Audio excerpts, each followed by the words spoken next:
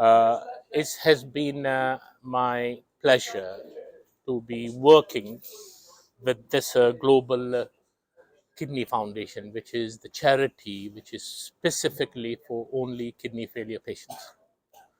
And I think it was is inspired to Zahid Bhatti, who himself went through the journey of kidney failure, and he knows best what he had to go through to where he is today. He was our patient, Sahib, and we had the pleasure of looking after him. And never even once he ever complained. He came, did what he had to do, and as I said, that it was a pleasure looking after you, Sahib. And also to get him where he is, uh, and that is where I would like to talk about. Uh, just want to give you one brief information which possibly is not known to many people in the world. There are 8 billion people in the world who live today. And according to the estimates which we have gathered through different data sets, that there are 850 million people living today with kidney failure, which is certainly between 15 to 20% of the world population. Sadly, there are so many patients who don't even know that they've got kidney failure. And that is the irony. That 20 years ago, it didn't matter because we didn't have any effective therapies. You had kidney failure, and we just looked at hold your hand, gave you a few pills, which possibly we were not convinced that they will do anything different. But fast forward 25 years, we have got some seriously effective therapies which can clearly slow the pace of kidney disease down and prevent many patients reach a stage where they would have complete failure requiring dialysis or transplantation. So, in my this simple message to your audience, which I believe will be going out live on some Asian channel TVs, that one thing which we need to do is consider yourself that you are a car. For your car, you have got MOT every year, otherwise, you cannot drive it, right? Why can't we have the same mentality when it comes to your own body? It's free in this world. Go and access primary care. You don't even need to see a doctor. There are well-being nurses and clinics going on all across the land. Just go there and say that I want my simple kidney check. And that is what we need to have that first message out. That if I do my gas at home, yearly checks, if I have my car checked every year, otherwise I won't be able to drive because you will get a bill, a tax bill, or you'll be criminal offense.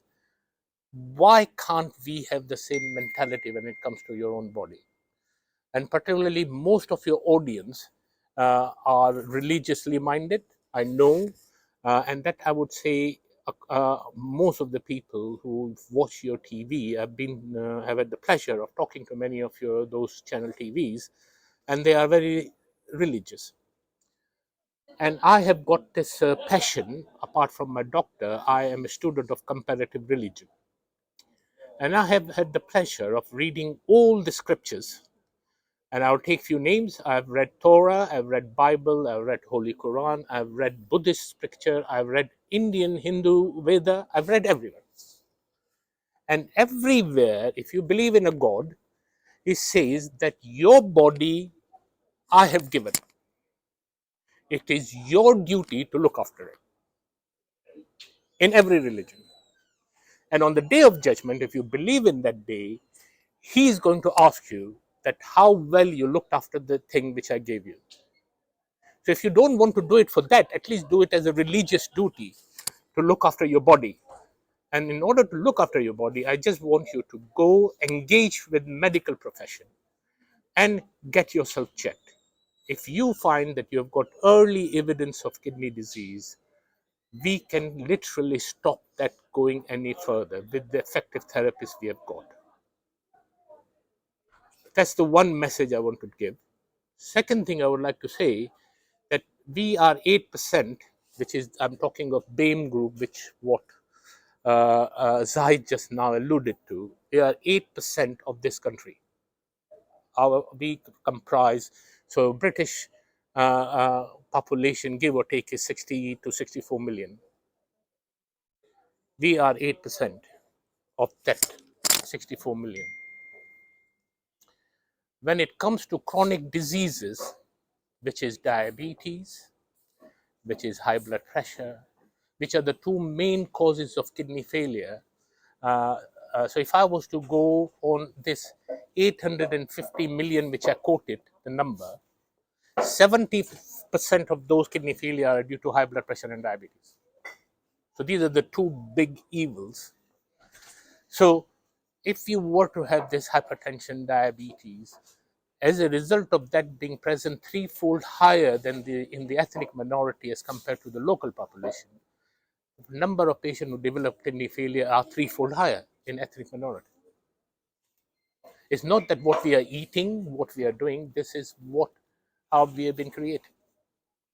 So we need to be extra careful when it comes to the risk which we have as an ethnicity.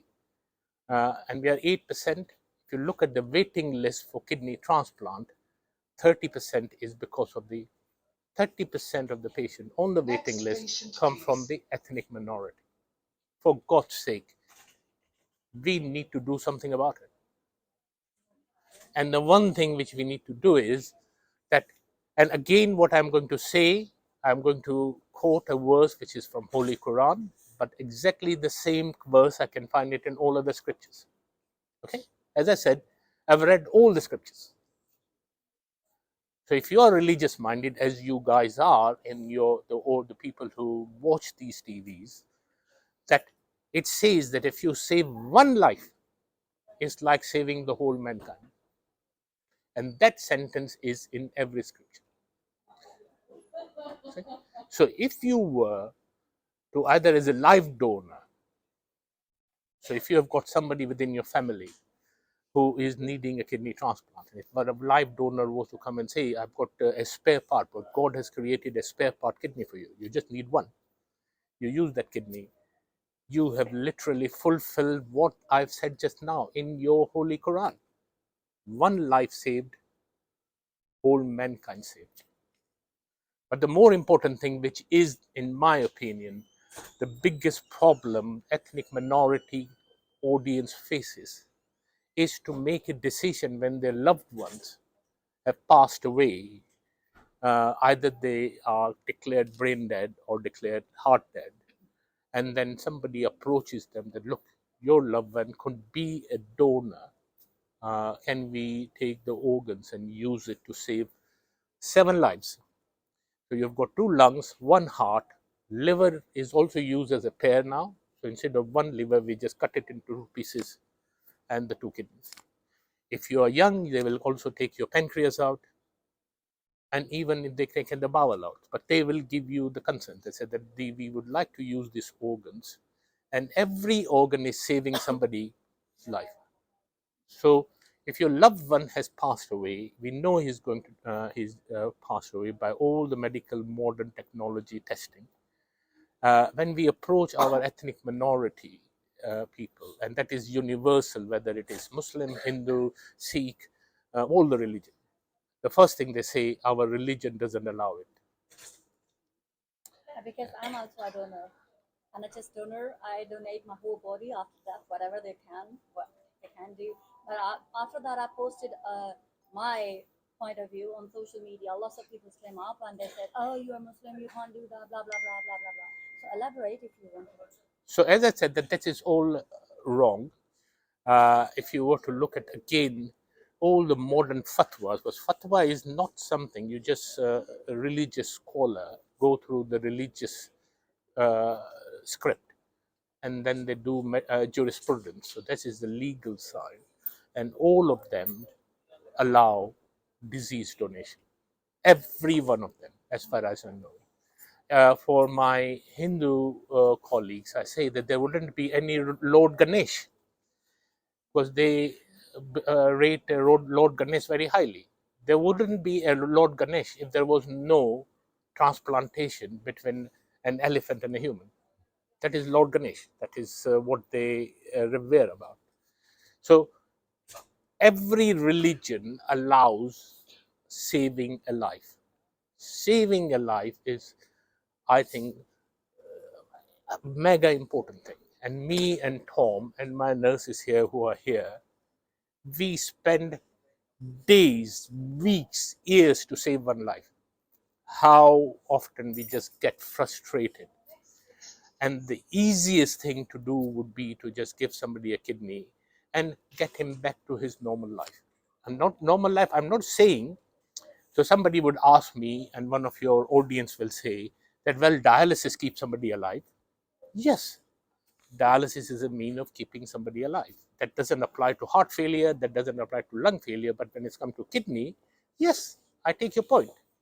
But if you are on dialysis and you are 40-year-old, okay, and if I go to have a life insurance will give me for 8 years. I am on dialysis. That is what I am worth when it's come to my life expectancy on dialysis. If at 40 I've got a kidney transplant and I go to get my life insurance, they will easily, without blinking an eye, give me another 36 years of on the normal premium. And I think that is a very good example that by giving somebody dialysis, you're not only giving them improved quality of life, but the most important thing is that you're prolonging their life expectancy.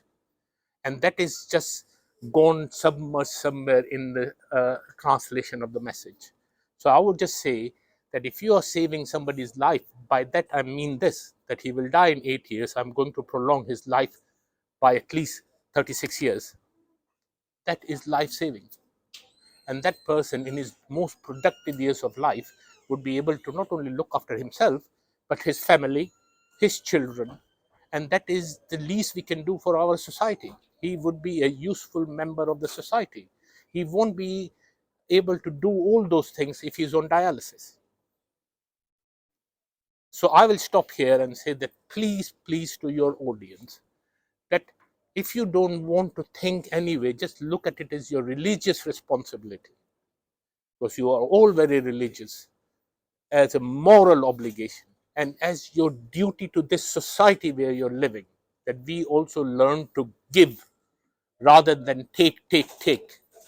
So if I go and say that I've got 30 hungry mouths, but none of that hungry mouth is being fed by the people who from where they have come from, it's embarrassing for me. That there should be parity when it comes to organ donation as well. So as a society, as an ethnic group, I request you and beg you to rethink and consider saving lives for your own personal uplifting and as well as your religious duty.